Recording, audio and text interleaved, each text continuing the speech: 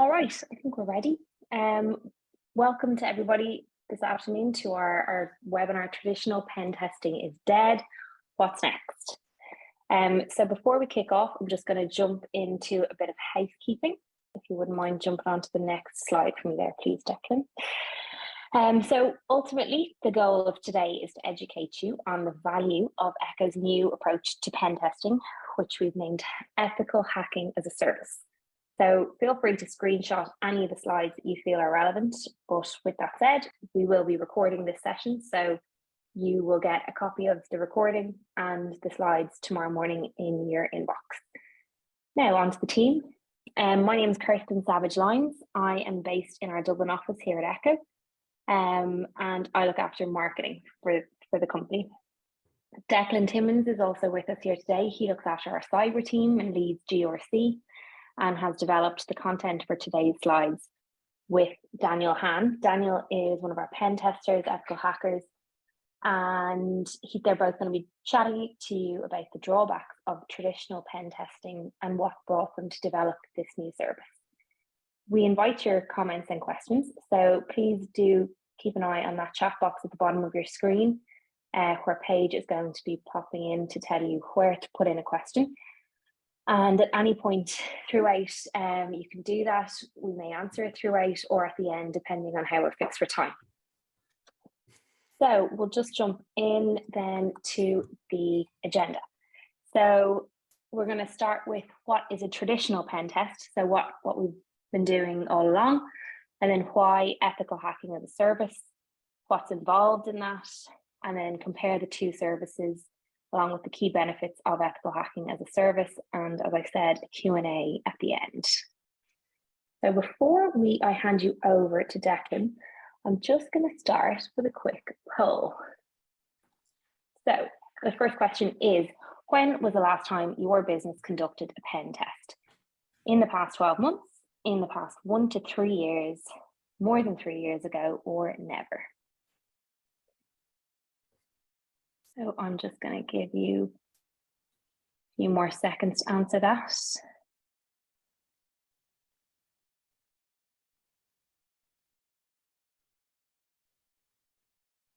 5, 4, 3, 2, 1. Right, so guys, we are at 33% in the past 12 months, 33% in the past 1 to 3 years, 7% more than 3 years ago, and 27% never conducted a pen test. Okay, that's a big spread, I suppose, Kirsten. And thanks for having us along, myself and Daniel, to chat to you about this topic today. The poll is, is a broad spread there. Typically, we would have seen the majority of people doing pen test in the last year, because it's kind of industry best practice and governance would say that you should do that. But in actual fact, we'd say you should do a pen test when you have a risk. So we're focusing on the risk to the business and the risk that the business side of the organization. So just jumping straight in, then, what is a traditional pen test? Daniel is sitting here; he's a pen tester, so he's probably best placed to talk to us about that. So maybe Daniel, you could run through that. Yeah, thanks, Declan. Yeah. I'm just going to quickly run through the process of a traditional pen test. So the first one here, the scope is clearly defined and focused. So when a client schedules a pen test, there's a clear scope given to the tester. Usually this is in the form of a URL or a set of IP addresses, and then authorization is only given for the scope. So this means from a legal perspective, our hands are bound. We can't look beyond the scope that we are given. And we'll often see something just outside of scope, and at first glance, it might seem a bit vulnerable, but the most we can do here at this point is to notify the client. And if they want to test this at a further date, you have to go through the whole scheduling process again. So number 2, we have the attack surface is limited, and this ties in well with the last point as well. We have a limited attack surface due to that strict scope we were given. And this might lead a client into a false sense of security because, they're thinking, great, we have a website on our external perimeter, we'll secure that. And they haven't really considered the holes that might be lying just outside of that on the perimeter. So in reality, like, a hacker doesn't really have a scope. their attack surface is much wider. They have no limitations on tools or avenues of attack. And something that an organization might not have included in the scope and something they haven't considered might be that hole and might be that reason for that cybersecurity incident. So that brings us actually to our next point as well, which is the business value of the system may not be considered. So this is a common one, and it essentially means that the client isn't looking at the big picture. So clients often retest the same systems year after year without really taking the time to do the necessary GRC work and coming up with something like a risk register. And that basically prioritizes your sensitive systems. So they may just think, again, let's test what's on our perimeter and not really take the time and money spent on resources to properly secure the systems that are most important and will take the company down. So like you could be spending thousands on the state-of-the-art defenses on the perimeter and all the pen tests, but all it takes is something like an employee clicking on a link, poor user awareness training, an unsecure backup server, and then you've got a ransomware attack encrypting all your data and you have no way to recover that data. Yes, well, yeah, and from my perspective, then, I come from the governance side of this and looking at strategically where you should be spending your money. And I suppose my aim is to help clients to effectively spend that budget and resources in the right places. So, it has to be a risk-based approach. And, with clients and just typical clients, some clients are better than others at trying to understand what's the most valuable part that they should be testing. Typically, clients come to us and, as you said, they repeat the same testing year on year, not really getting a good ROI on that testing, so they're not really focusing their budget in the correct places, I would say. But you need to spend a bit of time in collaboration and understanding the business itself and the value of the different things that you're testing to understand which one is a priority and how often that should be tested, So like industry best practice say, annually as a minimum. But I would say, wherever there is a risk. So, there's a huge risk in this piece of your organization that we need to do a test on is so important to you that it could critically close down the business. Well, then, that's a really high risk and a really high value target for hackers and a really high target for ourselves to try to help you with that area. So next one here, after we've defined our scope and got all our ducks in a row, we start with the scheduling process. So this process is ad hoc. There's always issues coming to the scheduling. So to plan and organize the test itself can take quite a lot of time. The client may need the test done for a certain date as well if they have deadlines to meet for a system to go live. And also from our side, Ward usually have a lead time of around 4 to 6 weeks. So obviously conflicts can arise here between us and the client. Yeah, and again, something from a management point of view, we have a really good scheduler. She's absolutely brilliant. She every day I juggle a million different things in her head and she comes up with an answer. But like to nobody's fault, like, the developers, their client, they're trying to launch a site, gets delayed. There's some blocker on trying to get that site ready to be tested. So they've arranged to have the pen test in advance. It gets pushed one way or the other. And we have to react to that, and obviously the guys that are Daniel and the rest of the team are scheduled out for jobs for maybe 4 or 6 weeks in advance, as you said, and it's trying to move those engagements around to try react to that scheduling, so it's difficult at the best times, and we do really try to help. And to be fair, our scheduler is excellent and, really tries to do our best for every one of our clients, but sometimes there's an issue that we can't get over, so in the resourcing that we can't get over. Yeah, so on to our next point to do with the scheduling again. Every time we have a pen test, both parties need to take that time and, gather the required information. From our end, we have to speak to the relevant people on the client side who know the system, whether they're developers or the business owners. This is so we can understand how the system works, the information process, the size of the system, stuff like that. So we can estimate how long the tests are going to take. From the client side, they need to find these people for us, set up calls, gather that information, all the information we need.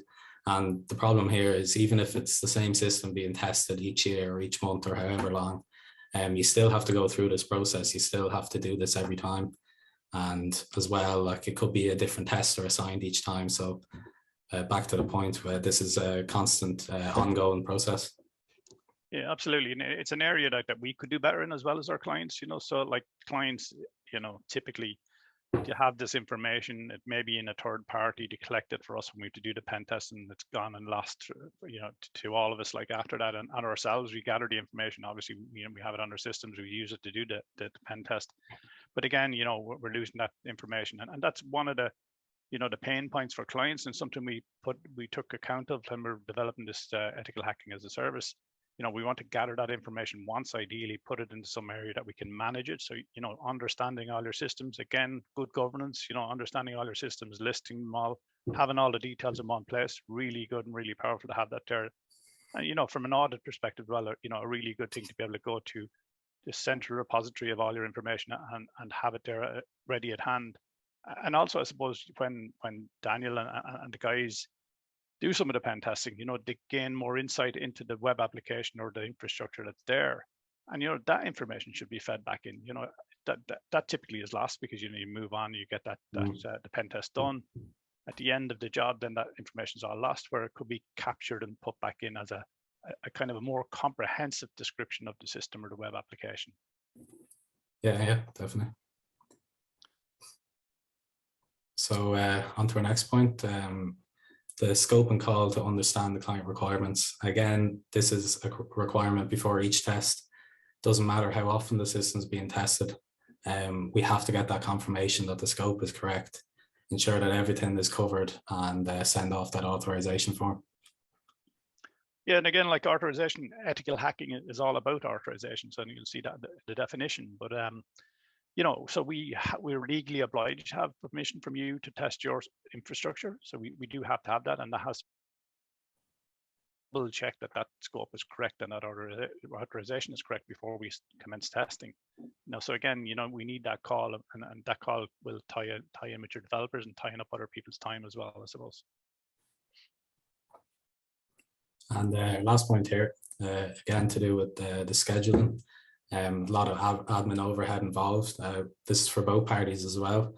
You know, both parties usually have to configure access, you know, gather the necessary people who understand the systems for these scoping calls, and schedule and prepare the systems in some way for us for testing. You know, this can all take time, and it's time taken away from valuable testing time as well.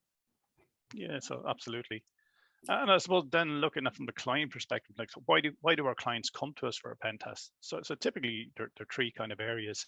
One is a compelling event or incident, so they've had a breach or they've had an incident, or they're concerned that there's something has gone wrong, and maybe to contain that incident, and they wanted us to verify that that system or that application is now okay. There's nothing left behind there by the bad actors. You know, so that's one area that we might do some work in pen testing. Obviously, compliance. So there's a compliance checkbox. So some people need a web app pen testing or a pen test of their perimeter once a year, once every 6 months for some compliance requirement. You know, that's a valid reason for doing it as well. And like probably the reason that we would like to see is to validate your security posture or the posture of your system. Because if you validate the security posture of your system, you know, you may not have that compelling event or incident. So you might mitigate that or avoid that incident. And again, you know, from a compliance point of view, you're also having that compliance checkbox done. So you've got that that test for your compliance requirements. So I suppose the so looking at, you know, why is it dead? So why is this traditional pen test not really the way to go forward? So taking feedback from our clients. So we like to take feedback from our clients to try to develop our products better and make sure that more aligned with what our clients need.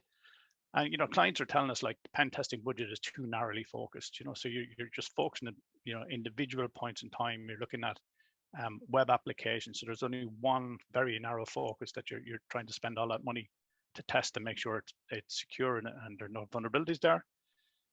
Like it's accepted, generally speaking, that like about 80% of breaches have a human vulnerability. And, you know, we're not testing that human vulnerability. You know, we're spending the majority of our cyber testing budget on technical testing, not on testing people, you know, and people are the 80% of that vulnerability, I suppose. Then look at repetitive pen testing fatigue, you know, so we've had clients, you come to us the same test, you repeat last year's tests, you know, we just do that again. So every year, every 6 months, they're repeating the same attack, the same testing against that environment, coming up with similar results, or pretty closely to the previous year's results. Again, from a compliance point of view, absolutely it's fine. That they just need that report. But from a security and return on investment point of view, it's not really ideal. You're just repeating the same work again when there's nothing really wrong there. A lot of our clients want to add a bit of variety to cyber testing, and not just the clients. Poor Daniel there, he likes a bit of variety as well. So he doesn't want to be doing pen tests consistently of web applications or whatever, I'm sure.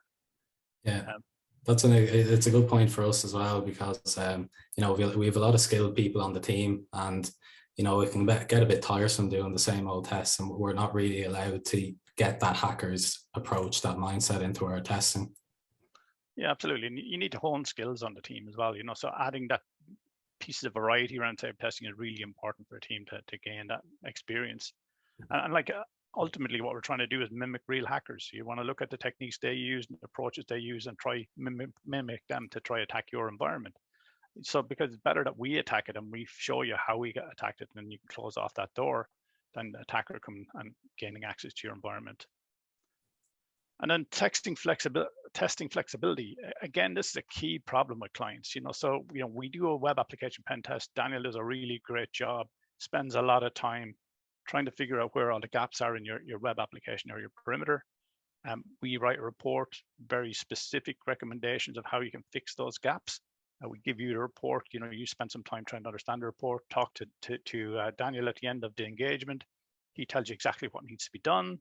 You take that report, you push it off to your developers, and then your developers or implement those recommendations and fix all those gaps. But then obviously before you launch, you might need a quick retest just to verify that all the recommendations are in place. That is really difficult, as hard as it is to schedule a full-on pen test. Daniel's gone off onto another job. He has to try retrofit himself back in to try do this retest. He's forgotten your environment at that point, and he's trying to relearn that the application that he tested. So he's gone on and tested a number of different applications for other clients. So it's really hard to get back into that, but it's something that clients really want, because obviously I totally understand, the business wants this application launched. You can't launch without a test. You need to verify that those recommendations on the initial test were fixed. So we have to help you there, And then overall, I suppose, the effort required to scope, purchase, schedule, manage, annual pen testing requirements, that's a huge thing for clients. Because, if you're doing ad hoc, arranging ad hoc testing across the year, you have to approach us and maybe some of our competitors, talk to us, schedule scoping calls, understand gather the information about the system under test, have to and fro between Daniel and the team as well to understand what needs to be tested and the scope of that test.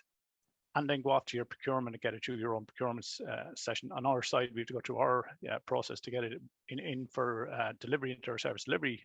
So, there's a lot of effort there on everybody's part to try get this on the road, So really, that's what we're saying, what's happened to traditional pen testing is that narrow scope, repetitive, lack of variety, lack of flexibility, lack of acting like a real hacker, and then the overall effort involved in trying to get that on the road, So then we just said, we really like feedback from our clients. So, we'd appreciate if you could give us there's a poll here where, which pen testing gap do you feel most resonates with you, So try to understand, what are the pain points for our clients. So I'd appreciate if you could assist with that. Yeah, and this is a multiple choice option. So feel free to, if there's more than one pain point for you, please do let us know. So the question is, which pen testing gap do you feel resonates most with you? Too narrow focus, testing fatigue, lack of variety to what's being tested, the flexibility of the testing, the huge efforts required from your end, or other. And be great if there is an other answer, please do pop it into the chat. Be great to know.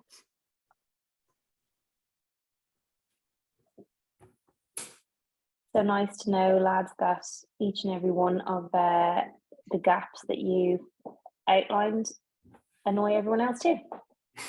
Oh, that's great. So we're all equally annoyed. Yeah. So we are at 43% too narrow focus, 14% testing fatigue, 36% lack of variety, 36% testing flexibility, and as predicted, 50% huge efforts required from my end. So, like we said, you need to take that heat off the client and start doing a bit of work, lads. Absolutely, and that's what we need to help. So I suppose you're all duped into coming here today thinking that we're going to look at this amazing new service, but in actual fact, we're after killing pen testing. So poor old Daniel's out of a job, and we're trying to gather some information and work for Daniel to get and keep the old role in Echo. So I suppose just looking at what is ethical hacking, so and it's sorry. The formal definition is, ethical hacking involves an authorized attempt to gain unauthorized access to a computer system, application, or data. And carrying out ethical hacking involves duplicating strategies and actions of malicious actors or bad actors.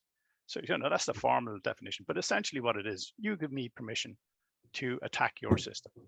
So you give me written authorization to say, I'm happy with you to pen test or attack my system as a hacker would. And what makes it ethical is the fact that you gave me that permission, and it's really important that we have that permission and we that signed off from the client.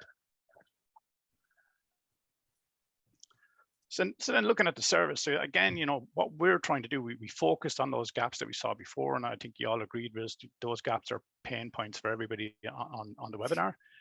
So we looked at those and said, how can we improve this thing? So how can we make this more flexible, a wider gap, easier to do?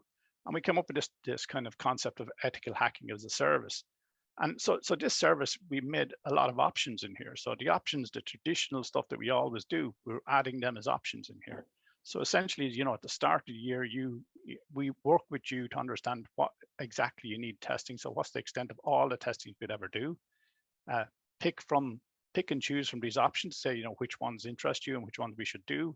We prioritize how you would, where would you focus on, for that initial month or 3 months across the service. And then we can refocus at the end of every month or every 3 months, depending on the way you want to work it. So maybe Daniel, I know you're the expert in web application pen testing. Maybe you could give us a run through what that means in the service. Yeah, of course. So first one here, web app pen testing. Website is a public face and it's open to everyone, and you can basically look at it as a window into your database, and anyone who browses your website can look through this window if there is technically an avenue of attack there. So that's our aim, is to secure these avenues of attack, basically close the shutters on the window so no one can look into your database, and that's obviously your goal as well. So to achieve this, we usually we perform our scans, we look for stuff like outdated software, vulnerable WordPress add-ons, etc. There's a lot to think about. And then we look at stuff like session management and how your application authorizes a user. So that brings me to kind of something that happened a few months ago, and it's just an example of how easy something like this could be to exploit. So I was testing for a client, and basically if you logged in as an admin, you could click this button on the site and that would bring you to the admin page. So all I did was copy the code of that button, log back in as a normal user, didn't have elevated privileges, and pasted this button onto the web page, clicked the button, and I was given admin access. So, that just shows how easy some of these exploits can be and how important it is to test web applications regularly. Yeah, absolutely. And that makes sense. And I like that analogy of like a window into your database. So your just website is sitting on the internet. The input fields in that website are the windows. So, if you can get something into that input site or take something from that input, that's what you're trying to do. Ultimately, you're trying to get into the back end and into the database, because that's where all the juicy stuff is. That's where all your pricing, your products, and all the rest of your information is sitting there. So a bad actor, if they get through one of those windows, potentially they can take your whole database, or they could change things in your database. So for instance, if you had a TV for sale for £3,000, and the bad actor got in, maybe could change that to £3 and get that delivered, and you get a really cheap TV. So it's that from a business perspective, you have to look at this. This is a window into this database of really important information. Depending on how important that database is and that information is, that will decide the impact to your company on a bad actor getting in there, and that defines the priority of the risk for you to be able to fix that window and make sure that nobody else can get in.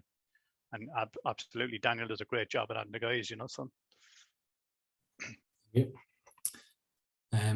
Yeah, so number 2 here ties into the last one really. A lot of the same concepts in terms of technical testing get carried over, and oftentimes a mobile application would be coupled with a web application. We'd usually get a client coming with both together, so we'd look at them both, and they both have the same databases in the back end, so you're looking at the same concepts, the same techniques in terms of testing with our scans and session management and outdated software and so on.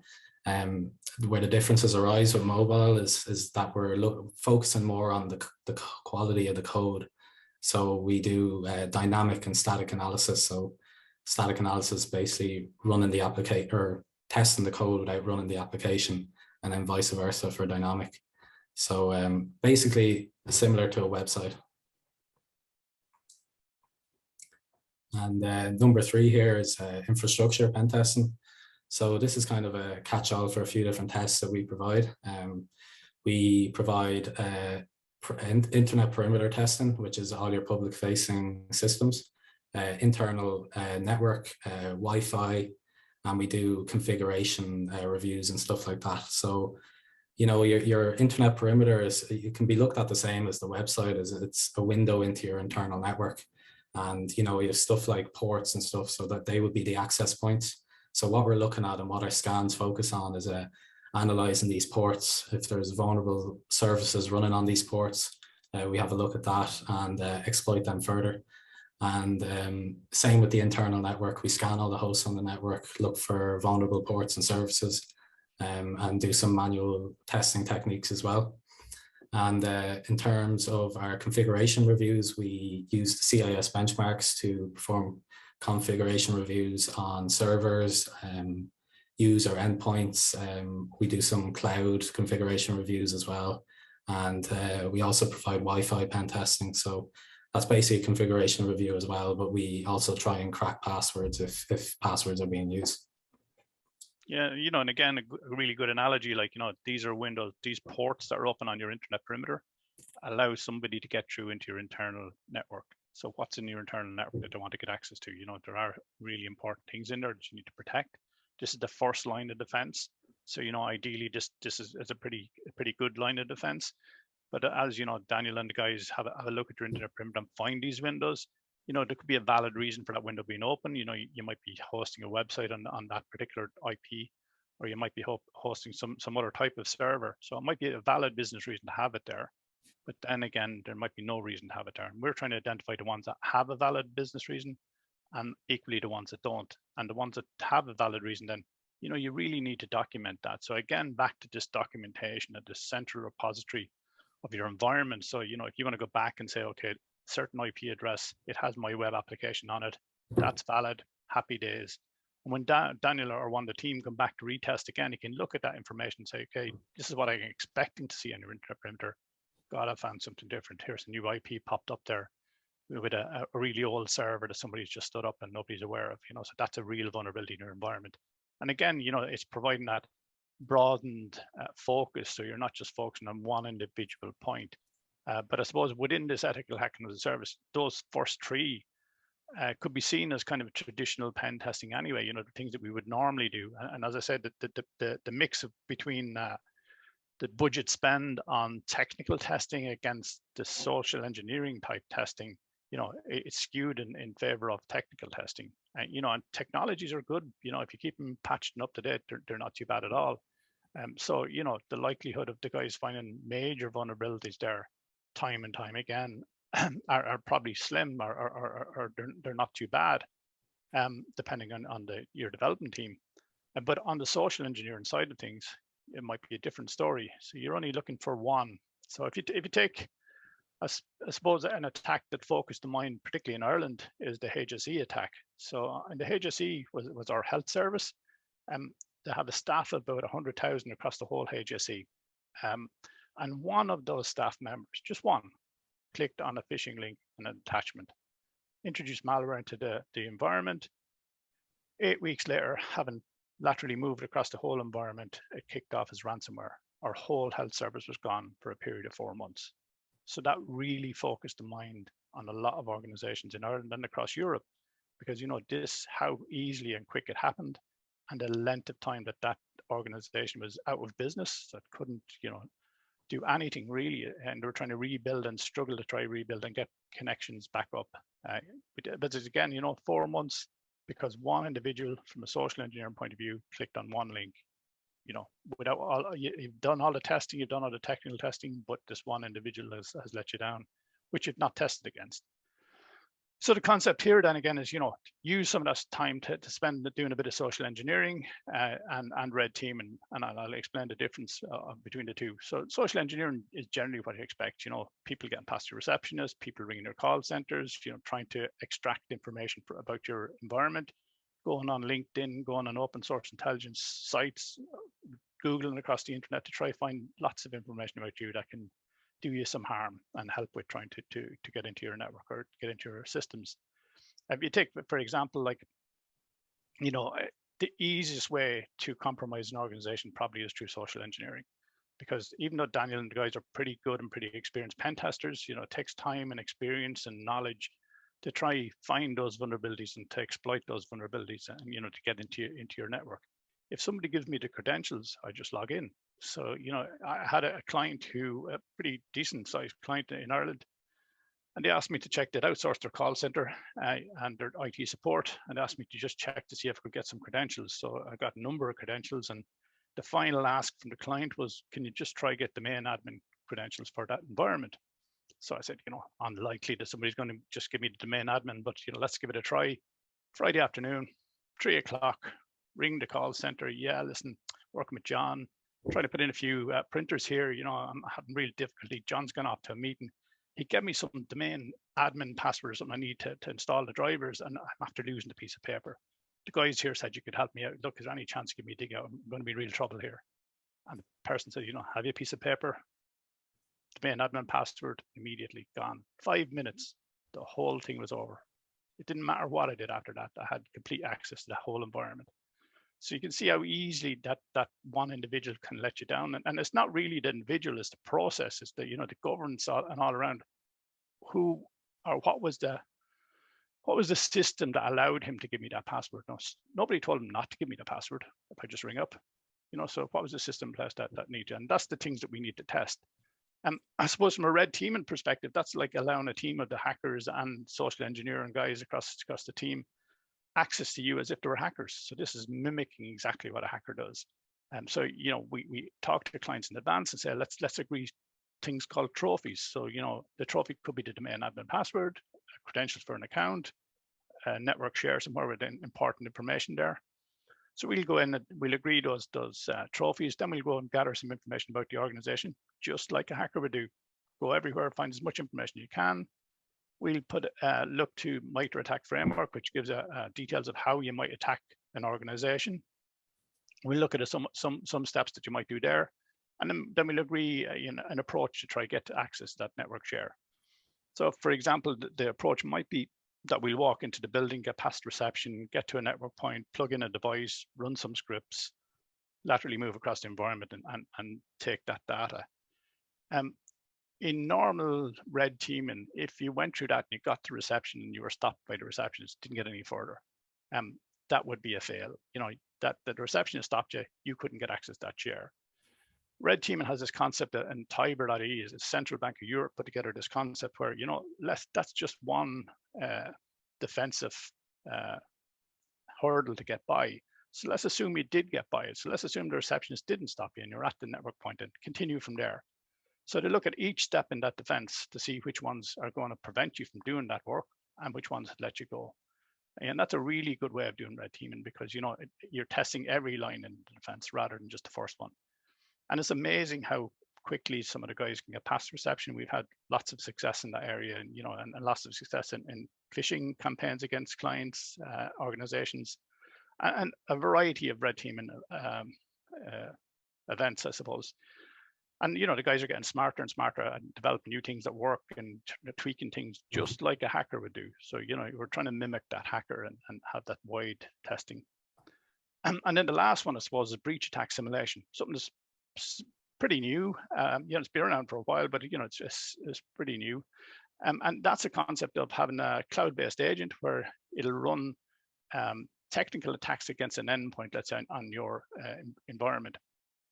And those attacks mimic all the different ransomware strains, different malware strains.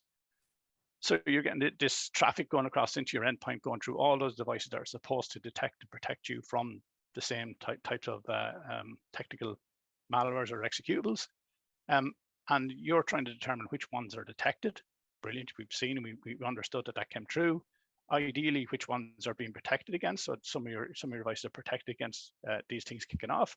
But equally, we want to find the ones that actually got through. So what gets to the endpoint? What would cause you a problem? Why did it get there? What didn't stop it, or what didn't detect it? So again, really good. The ideal of way of deploying a breach attack simulation is as an annual continuous basis. But we do, as part of the service, we do a kind of one-off breach attack simulation. It does have a licensing fee requirement to run that, but that will need to be included. But the ideal situation would be to do it continuously. That gives you a score, let's say 90% is your overall score of your environment. If that score goes up or down, something has gone wrong. So at a point in time, it's 90. You make changes in your firewall, or you put in a new firewall and it drops to 70. Obviously, you didn't do a great job of putting the firewall in. You need to change things there. And equally, if you move that endpoint from your infrastructure, corporate infrastructure in the office, and you move it out to a remote site, so the person's gone working from home, you'll find that 90 quickly becomes an 80 or an 82 or 3, because the controls on that endpoint when they're sitting out in your home are not as good as when they're sitting on your corporate network. So it's understanding that, tweaking your systems, and showing that as those tweaks happen, it has an effect on your overall score and the amount of attacks that are possible and can get through. Yeah, I think the BAS engagement is a good one to start with, because it can point a company where to focus their efforts on in future. So it's extensive. It covers a lot of area. It's a good one to start with. Yeah, absolutely. And it does mimic, again, an attacker. So the first stage in the BAS attack is to gather information, gather what information is out there freely available on the internet, and use that information against you, just as an attacker might do, or a bad actor might do.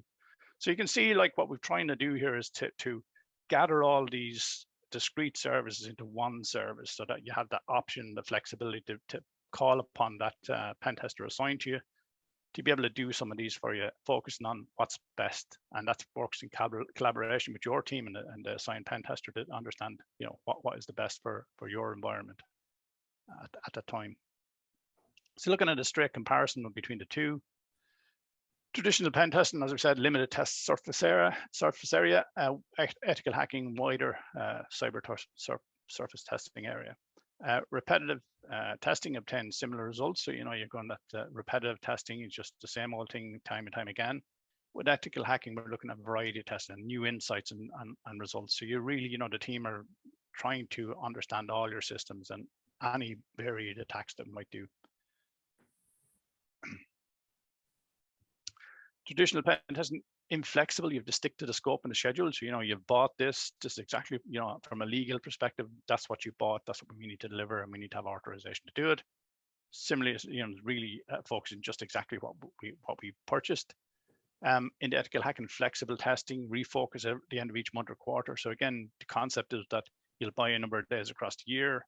Each quarter or month, you'll talk to the pen tester that's assigned to you, and then that individual will work with you to figure out, where should we focus next time that makes most sense.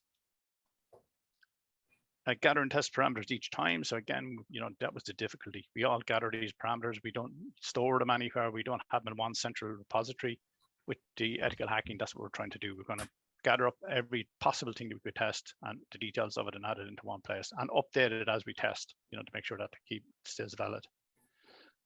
Traditional pen testing, ad hoc, difficult to schedule and resource. Again, you're jumping in the last minute, things move. It's a movable feast. We're trying to match that resource with your schedule and with your requirements. And with ethical hacking, we're going to schedule. Obviously, we're going to have some sort of a schedule at the start of the month or start of the quarter, but we try to add some flexibility in there. So you'll be working directly with that individual to try to make it as flexible as possible. Traditional pen testing, limited prioritization prioritization of governance. So again, this is something that we see, like clients typically, have a list of things that they test every year or every 6 months, and they just test them regardless of the business value of the system, regardless of how important it is to the environment or other things that may be more important. So understanding the governance and the business value, and prioritizing what you need to spend your valuable testing budget on is really important. On the other side, you're going to have collaborations. You're going to have the assigned pen tester talking to you, prioritizing, doing some governance on it, querying why would you say this web application is more important than another from a business perspective, and why would you spend the money there to do testing, and pushing back on the level of testing that you need to do. And then traditional pen testing focused on a single service. So, it's just one. We're doing a web application pen test. We're doing a mobile application pen test. We're doing a perimeter pen test, whatever it might be. It's just a single service. Left and right of that, you might be completely open. With ethical hacking, we're looking for that range of service. You're looking for looking at the social engineering, the pen testing, the traditional stuff, plus the addition of, more acting like mimicking a hacker. And then moving to the key benefits. Obviously, the first key benefit is Daniel's still going to be employed. And he'll be employed as your dedicated resource. So he's going to be assigned to you. The value of this is we have a similar service on the governance side of the house. So on the governance side, we have this concept of a CISO as a service, or an information security officer as a service. Person assigned to you, your trusted advisor, all things governance. We have lots of service that we provide on the governance side, from ISO implementation, GDPR, PCI consultancy, lots of different things, developing policies and all that kind of stuff. So that dedicated resource works with you to work through that list of things and prioritize how you should get through that list of things with you, with your collaboration, with discussion. So, trying to give you some advice on where you should spend your money wisely. So ideally, we're going to identify a single dedicated resource, but ideally we'll have two, because yourself, Daniel might want to go on holidays sometime, and you might need to get a pen test done. So ideal to have somebody in the background. But the concept is really that person will understand your environment, your business, everything that needs to be tested. They'll continuously test your environment. They'll gain more insight into how your applications are put together, give you some advice on things that might change in the way you develop those applications or launch those applications. Anything that you need in a kind of a cyber testing environment, that person will be able to help you with it or give you some advice on. Obviously, an individual may not be able to deliver every service that's in there. Like, they may not be able to deliver a BAS, or maybe they don't like to do social engineering. So, we might pull in another resource to do that piece, but the individual assigned will be the one that will be directing and understanding it, and prioritization for yourselves. Reduce management overhead. This is a big bone of contention from everybody here on the call and ourselves, so trying to get all this work done. We know it has to be done. We know we have to do it every year. Let's try to manage it a little bit better and spend less time trying to get it set up. Full range of cyber testing options. As you can see, we have everything in a range, and anything outside of that we can try squeeze in as well. So ideally, we're trying to do everything that's possible from a cyber point of view. And there might be requirements to do a traditional pen test with a traditional pen test report and a big long-winded pen test report. Or there might be a quick, give me a quick look at this environment, John. We're putting together, we've done this change on our website. Can you have a quick look and see there's nothing there? And give me a couple of lines or a couple of paragraphs and things that you find. Equally as valid, it's a quick turnaround and stuff like that. Wider attack surface, again, looking at that 80%, that human vulnerability, looking at human vulnerability and trying to test that as much as you're testing this technical testing. So understanding or finding the balance there, because there has to be a balance there. It's valid to do technical testing, it's valid to find all these vulnerabilities, but it's equally valid to try test your people and processes. More flexible, so again, hopefully at each month, or when you meet with your dedicated resource, you can refocus. You might have a plan to do certain things across the first 3 months or the first 6 months. When you get to the end of 3 months, you might say, what, let's refocus here. That doesn't make any sense. We've tested the whole area. We're pretty okay in this area. Let's move to a different vector. Let's move to a bit of social engineering. Let's move to, gathering some information on the dark web about you, or whatever it might be that makes sense from a prioritization point of view. More aligned to hackers approach. So again, that's the ultimate aim.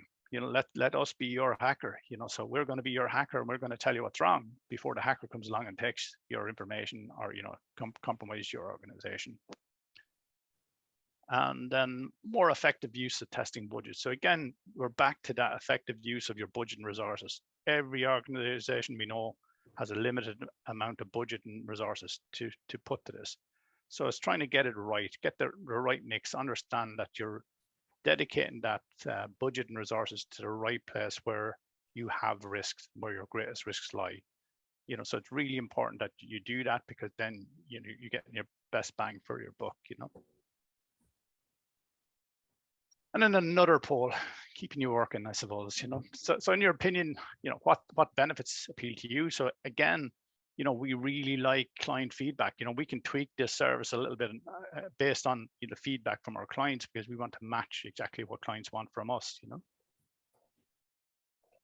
Yeah, thanks, Declan. So just before we get to the questions, we'll run this poll. So of the benefits that you just saw on the last slide, which appeals to you the most? So the dedicated resource assigned, reduced management overhead, a full range of cyber testing options, wider surface area, more flexible, more aligned to the hacker's approach, more effective use of testing budget, other, or hopefully not none of the above. So I'll give you some time to answer that. Questions are flying in, so we might only get to like 3 or 4, but we'll get to what we can, and then we'll get back to people individually at the end. Yep. Okay, so quite a good range. Your most popular answers are the dedicated resource. So Daniel, you're not out of a job yet. In the job. Full range of cyber testing options, which is a great one, and the effective use of testing budget, and then we're kind of at like 13, 18% for the rest.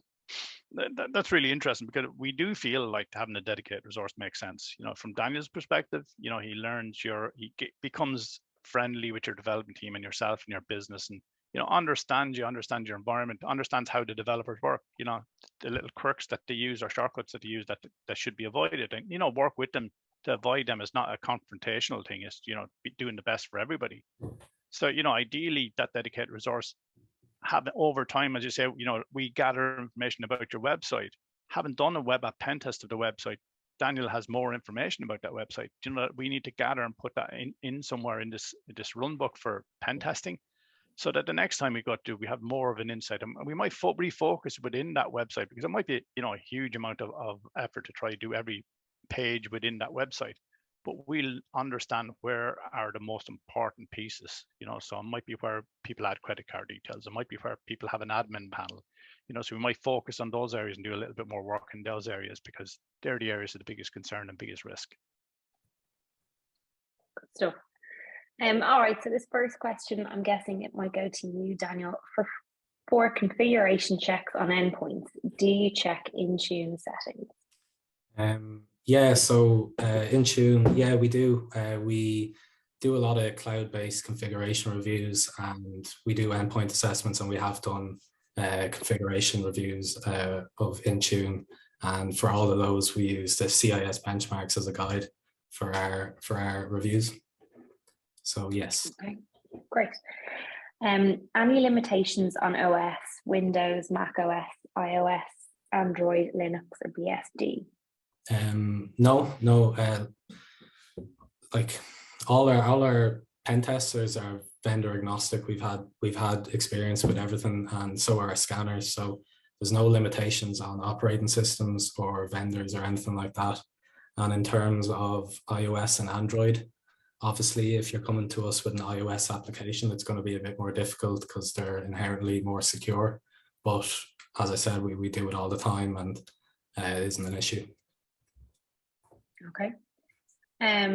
Should a vulnerability test be done prior to the ethical hack? Perhaps Declan, you might take that one. Yeah. So that's the first stage on everything, is gathering information. So, you know, vulnerability scan, as I said, like if you're into the perimeter, trying to find those windows that are open, trying to understand should they be open or not from a business perspective. When we find those windows, so that's the first stage of everything. So from a web application or a perimeter pen test, you're trying to find the windows. So that's finding the windows. The second stage in the pen testing part of it is, let's look at that window and see, is there some way getting through? Is there some vulnerability there? Has it got a bad handle? Let's say, so the dodgy kind of hinge on the windows that, we can get through or take the wind out. So that's what Daniel comes in the team, their experience of understanding, what can open this window? Can I use a big screwdriver to get through here? Like, whatever it might be. And equally, after the fact of doing the vulnerability scan, you've got a number of what we call ports, which are the windows. And then we're looking at across the internet to see, are there new vulnerabilities out there for that type of port? And we test them again. So the first time we tested them may not have been a vulnerability there that would exploit that window. But the next time we come, maybe 6 months later, God, there's a new vulnerability for that particular type of port. Let's have a look at that and see if we can get through. And that's where the guys come in. They're really smart at doing and do a good job. Okay. Difficult one on to, I suppose, speak specifically on pricing, but this one is, how does the cost model compare to traditional pen testing? So if a customer does 2 or 3 tests per year, costing an average of 5K each, would there be any saving to be leveraged with the service-based approach?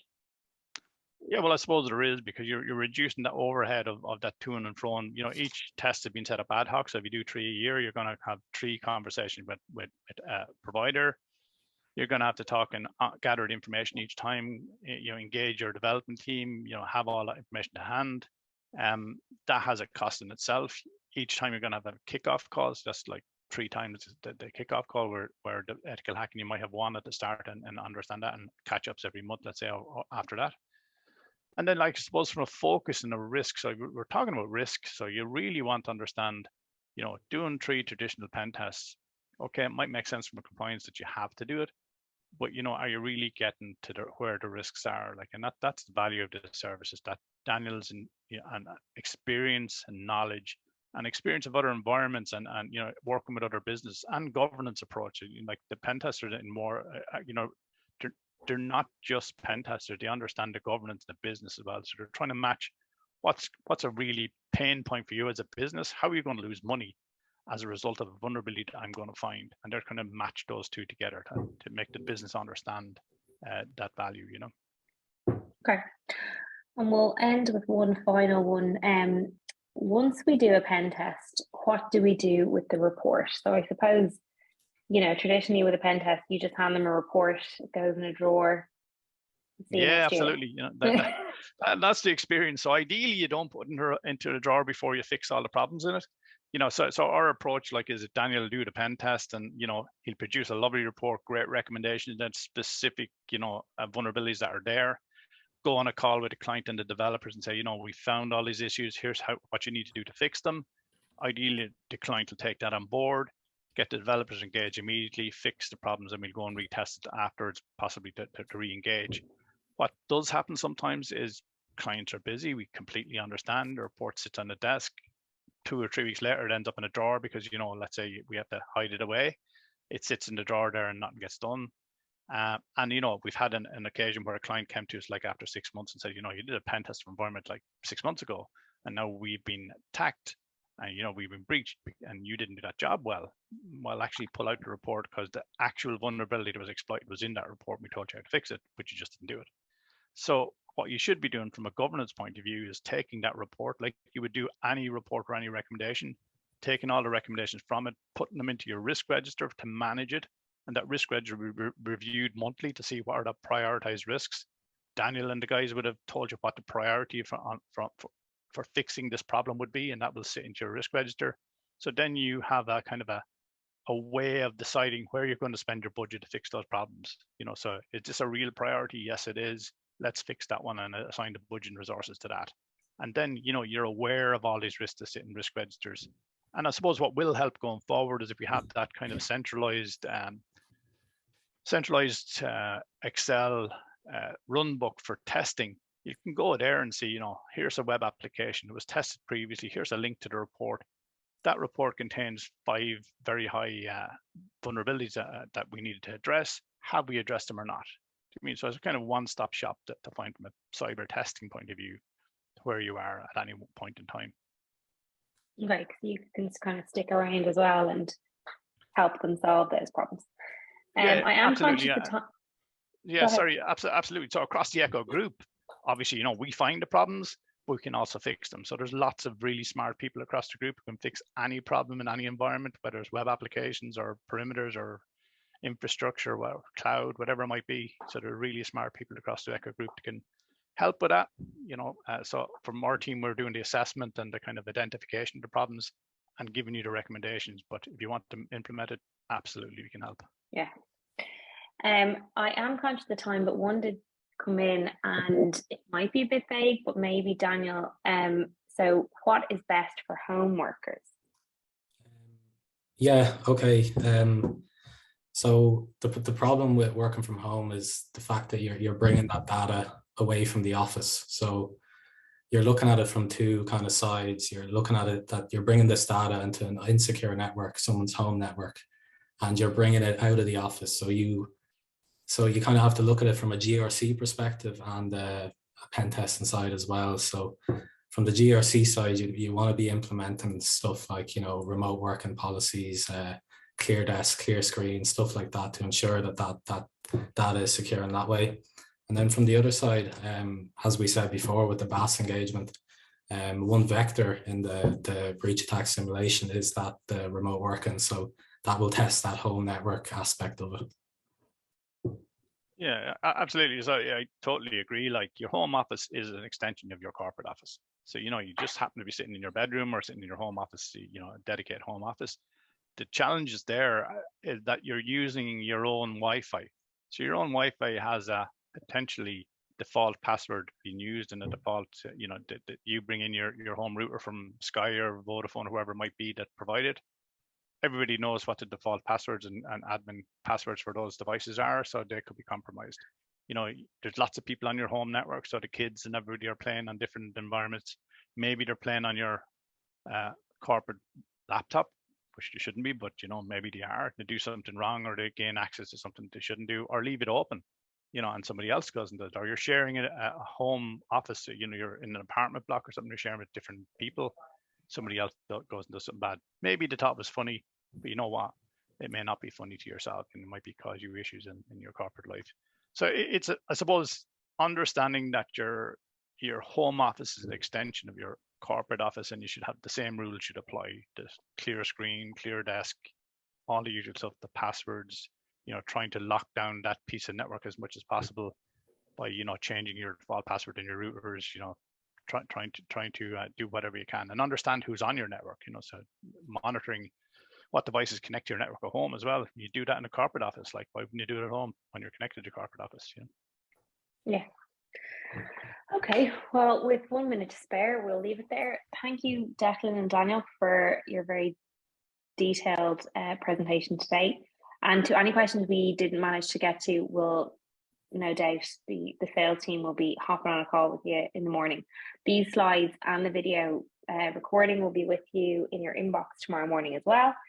So with that, thank you very much. Have a great afternoon.